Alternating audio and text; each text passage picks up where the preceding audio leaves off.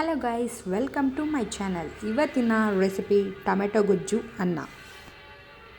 ಅದು ತುಂಬ ಸುಲಭವಾಗಿ ಮಾಡ್ಕೋಬೋದು. ಒಂದು ಪ್ಯಾನ್ಗೆ ಆಯಿಲ್, ಸಾಸಿವೆ, ಹೆಚ್ಚಿರೋಂಥ ಈರುಳ್ಳಿ, ಬೆಳ್ಳುಳ್ಳಿ, ಸ್ವಲ್ಪ ಸಾಲ್ಟ್ ಹಾಕಿ ಬೇಗ ಬೇಯುತ್ತೆ ಆನಿಯನ್ನು.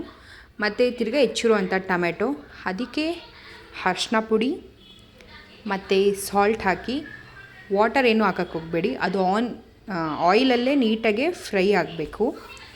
ಈ ಥರ ಅದು ನೀಟಾಗಿ ಫ್ರೈ ಆಗುತ್ತೆ, ಸೈಡಲ್ಲೆಲ್ಲ ಆಯಿಲ್ ಬಿಟ್ಕೊಳ್ಳುತ್ತೆ.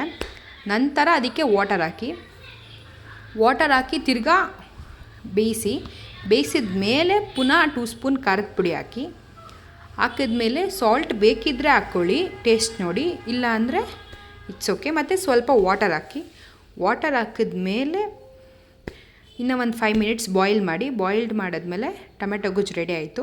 ಮತ್ತು ನೈಟ್ ರೈಸ್ ಮಿಕ್ಕಿದ್ರೆ ಈ ಥರ ಗೊಜ್ಜು ಮಾಡಿ ಅನ್ನ ಕಲಿಸ್ಕೋಬೋದು. ಅದು ಲಂಚ್ ಬಾಕ್ಸ್ಗೆ, ಬ್ರೇಕ್ಫಾಸ್ಟ್ಗೆ ಎಲ್ಲದಕ್ಕೂ ಚೆನ್ನಾಗಿರುತ್ತೆ. Thank you for watching.